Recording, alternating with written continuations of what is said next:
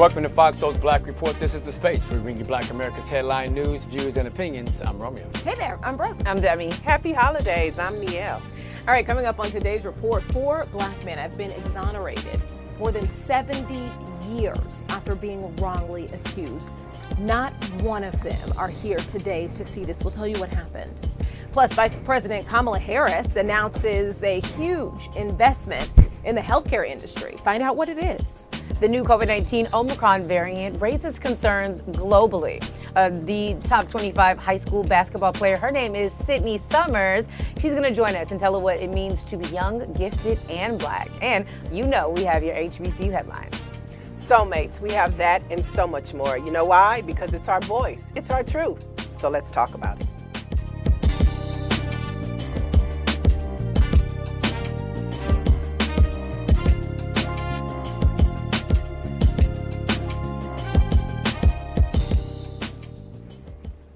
Good evening, Soulmates. Thank you for joining us. Former Brunswick County Prosecutor Jackie Johnson has been released from jail. You know, she's the prosecutor charged with misconduct for her handling of the case involving Gregory and Travis McMichael and William Roddy Bryan, all 3 now convicted murderers. She was booked into a Georgia jail and then released. NBC 15 reporting Judicial Circuit District Attorney Jackie Johnson turned herself in last week at the Glenn County Jail.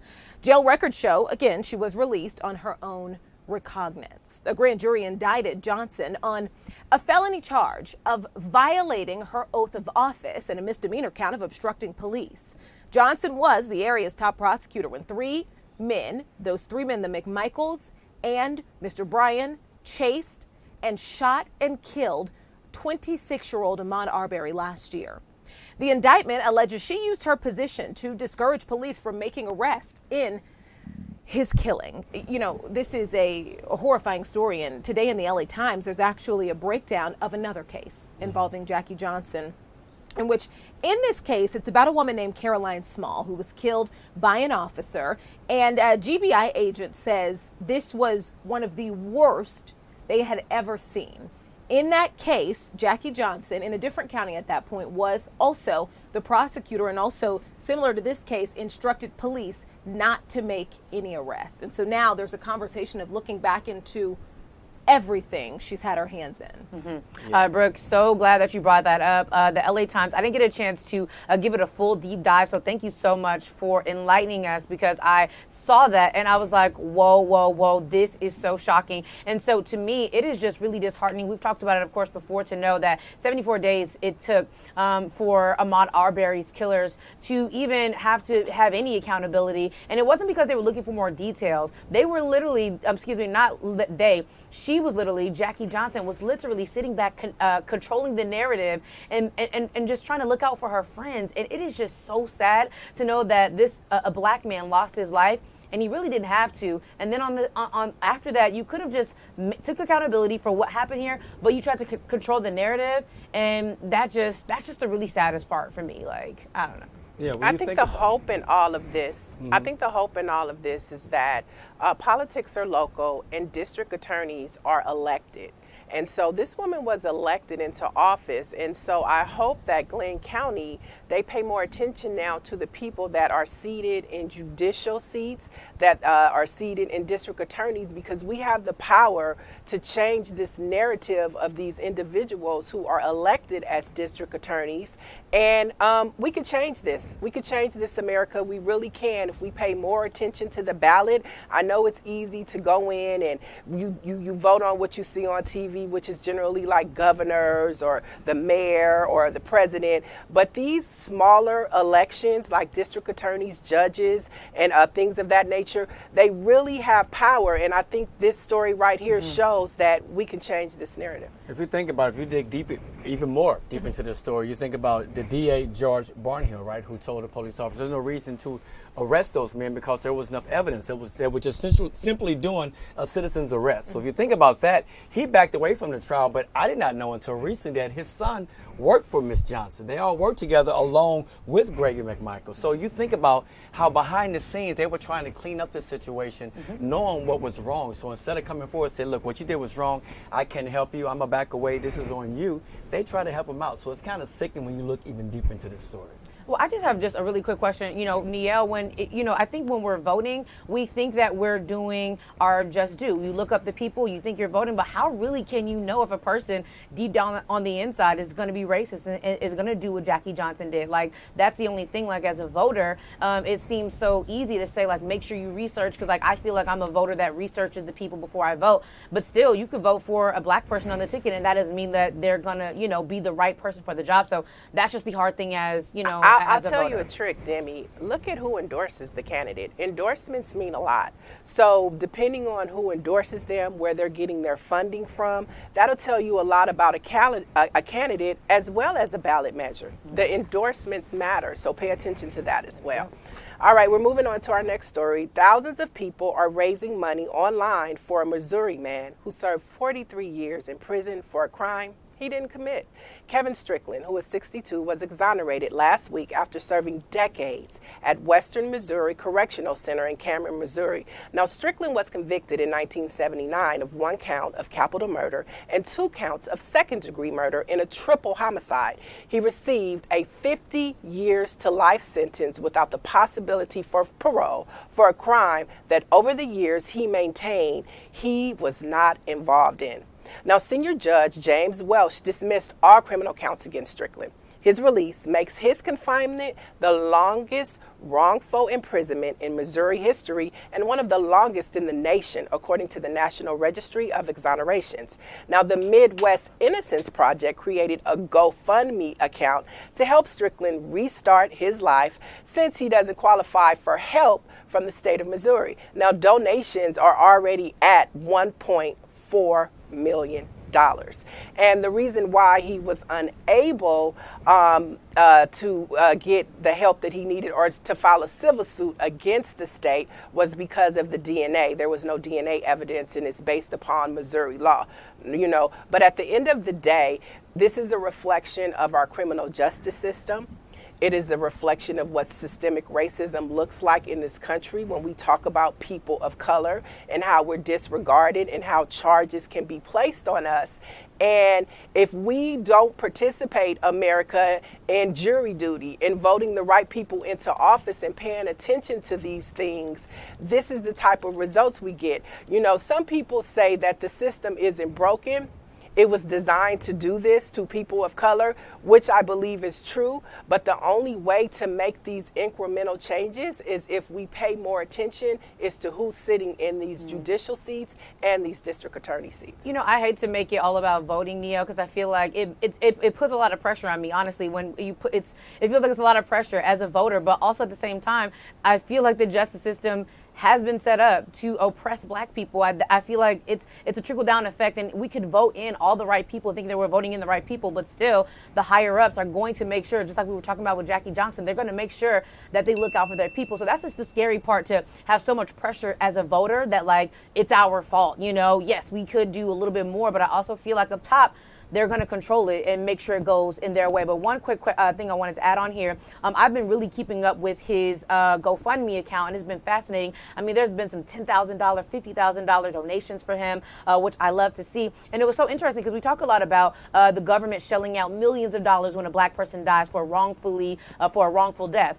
But sitting in jail for that many years, I mean, a part of that has to feel like a part of you died. And so it's so interesting to me. No DNA aside, I get that, but I still feel like he should have been, there should have been some money. You give out money when a person dies. A part of you had to have died when you were wrongly convicted and in jail.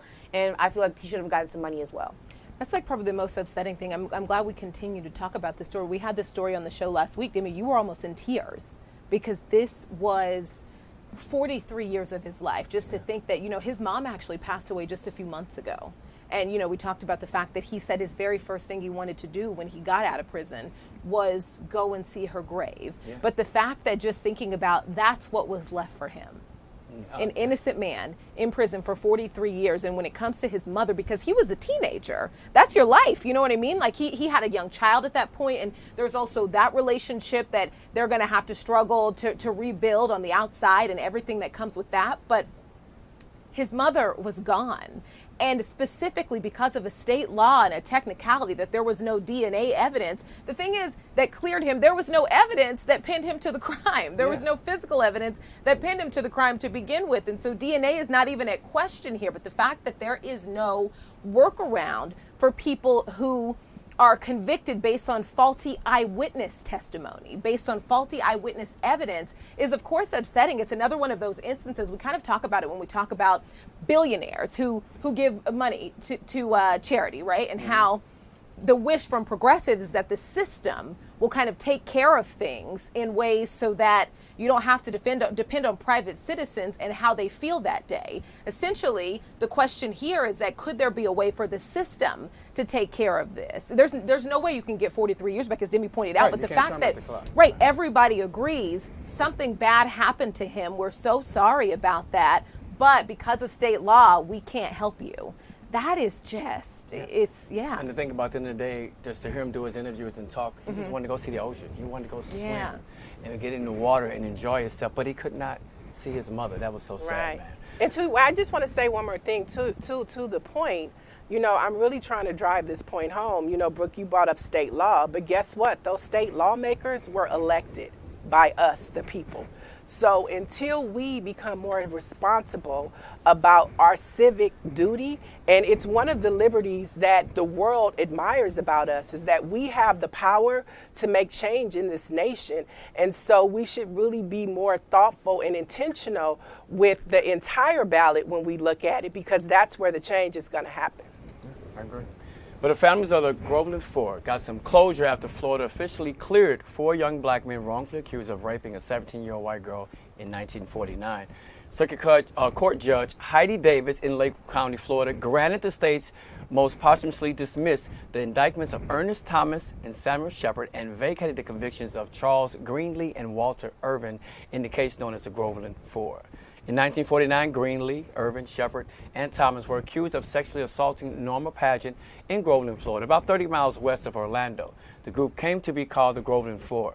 The case was considered one of the greatest miscarriages of justice in Jim Crow-era Florida. Now, there were doubts about the Pageant testimony from the onset, but in the era of Jim Crow, a jury convicted the men without evidence of a crime. Simply what we're talking about. We're talking about the last story, how a man spent 43 years behind bars and you know he shouldn't be there.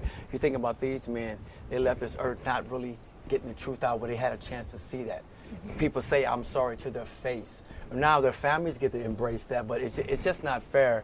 And this is just one of many. We all saw what happened in New York with the same case. So this is a problem in our system. And like Neil said, you know, we kind of circle back around to the voting situation, because at the end of the day, I would say this, sometimes we feel like we have so much going on in our life, we just don't have time to really dig deep into the whole voting process until it happens to someone close to us or someone around us. Then we want to wish we did better. So let's get ahead of that, I think. Let's get ahead of that. You know, when we had this story on the show last week, we talked about the daughter of one of the men, right? Had a soundbite from her or a quote from her, and I thought it was really powerful. But what we didn't get to get into was how prison affects the entire family, how the shame, the shadow of prison affects the entire family, and how, you know, something as simple as today, they no longer are children and grandchildren and nieces and nephews of rapists, of convicted rapists. Now they are children and grandchildren and nieces and nephews of exonerated black men who have been wronged by our judicial system.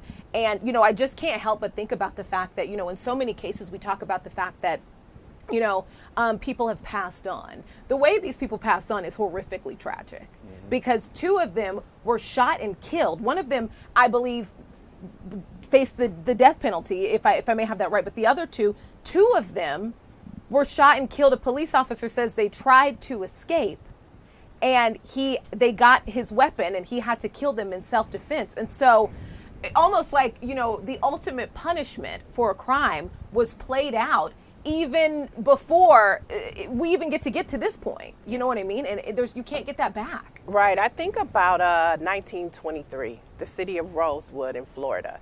You know, a black man accused of raping a white woman. That town was decimated by white Americans, KKK, Klansmen, all because of an accusation. I think about Emmett Till, who was a young black boy who was murdered for looking at a white woman. So this is a thread of history that this nation is very familiar with. And the bigger picture is how it has victimized, criminalized, and taken away our black men from us. You know, black women, it's a lot of black women single out here. They have really tried to really like destroy black people in this country and have their foot on our neck.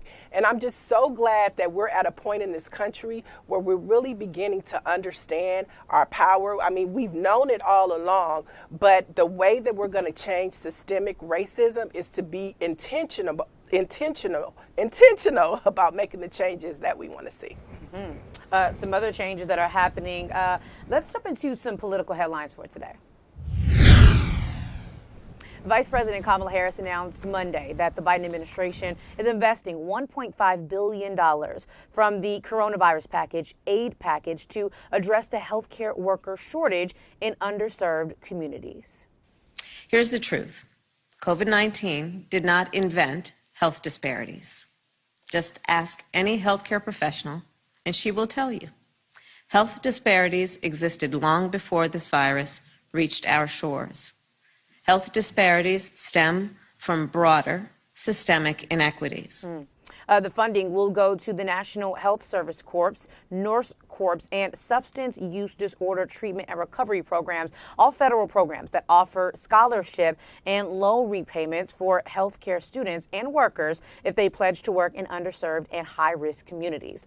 Harris said the package would also make a historic investment in maternal health to address the tragedy of black maternal mortality in America. Black women in the U.S. are about 3 times as likely to die from a pregnancy-related cause as others, partly because of racial bias they may experience in getting care and doctors not recognizing risk factors such as high blood pressure. This story was everything, namely because everyone, I feel like in recent times, in the last month or so, has been saying, what is VP Kamala Harris doing? Where's she at? What has she been up to? She hasn't said anything. We haven't heard anything from her. And I forgot what guest it was that came on our show that said, hey, she's doing the job of a vice president. She is not supposed to be on the front. You're supposed to. She's there for support. And so I'm happy to see her come out because so many people felt like she wasn't doing anything. Also, then speaking on something that is so near and dear to my heart because labor is something that terrifies me as a black woman because we see so many black women die trying to bring a life into this world. And so to know that she's coming back, her first statement kind of, laying low and, taking care of something that is important to black women, the mortality rate, this was amazing. So very happy Kamala Harris for this. Well, I know in California, the Omnibus was passed. Act, which helps black women maternally. And we know we've had Congressmember Lauren Underwood on the show, who is a member of the Congressional Black Caucus. And right now that bill, the Omnibus on the federal level, is sitting there, which will help black women in this country with mortality rates when it comes to birthing children and things of that nature. So, I mean, this is what government looks like. We have the funding and we have bills on the table that can help push the equity and the systemic racism that the Vice President Kamala Harris was addressing in that speech, which we know it has to happen. And thank God for the Affordable Care Act and Obamacare, and all of these things working together is going towards the equity that the Vice President is talking about. All right, House Democrats acknowledged they weren't very effective at selling their $1.9 trillion COVID-19 relief plan to the general public.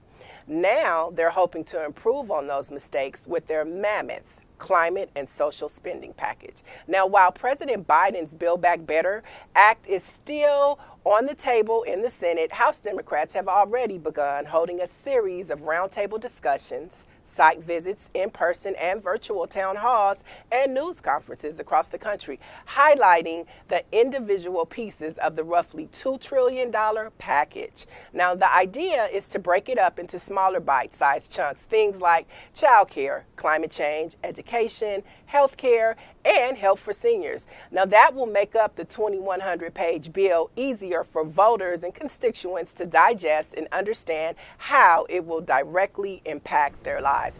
I've been saying this for a long time. The Democratic Party needs to get their talking points together because it's something that the Republicans are pros at. They're pros at strategy. So this is good to hear that the Democratic Party understands that messaging is important so that the American people can buy this plan. And when that happens, then they push up on their lawmakers. They show up to these site visits. They make calls to the office to say, hey, I need you to pass that bill if you want to stay in office. And I believe this. I believe the message you always say, it's always important to have a better message. Well, they got your message, Neil, because I really can understand how they're breaking this down. And then one part that really stands out to me is talk about families who could enroll their 3 or 4-year-olds in free universal preschool or receive another year of child tax credit. That goes a long way. It means a lot to families out there. You know, it's been hard since the pandemic, even before that, but now just trying to get out of the red. Things like this gives them hope, saying, I know I have help, at least in this category. And that's just one of many that they're bringing to the table.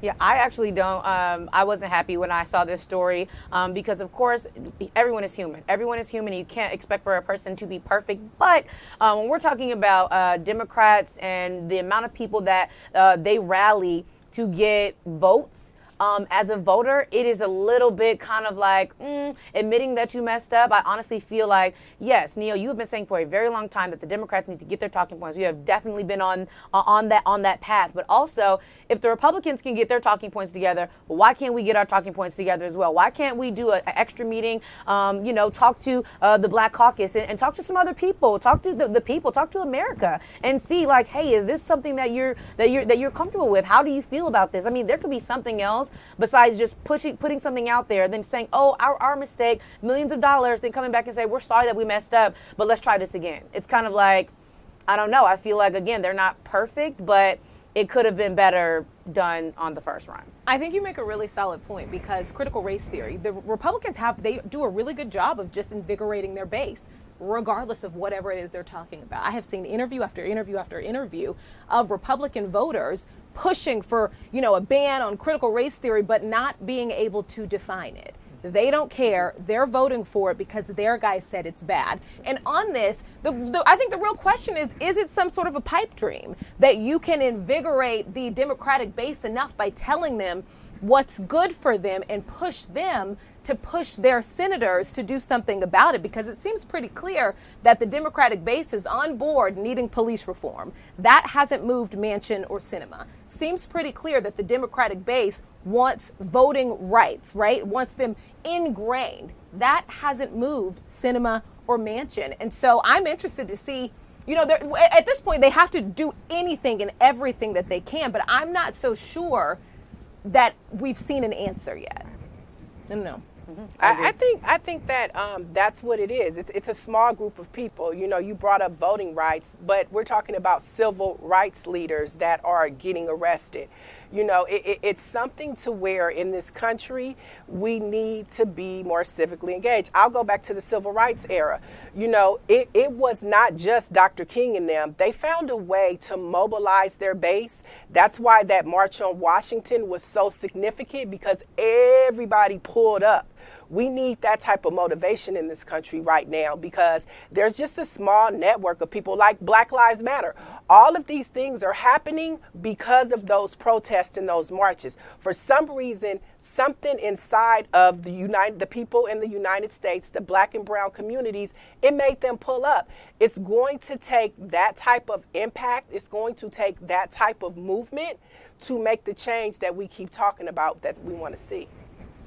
Move on to our next story here. Kitani Brown Jackson, seen by Democrats as the top contender for a future Supreme Court vacancy. Jackson is one of 3 judges assigned the task of reviewing former President Donald Trump's bid to block a congressional subpoena for records related to the January 6th insurrection. Jackson, by the way, has served on the D.C. Circuit Court of Appeals for 6 months, but her vote in this would likely figure as the most distinguishing feature of her judicial record if she ultimately runs the gauntlet of a, as we've seen time and time again, polarized Supreme Court confirmation process.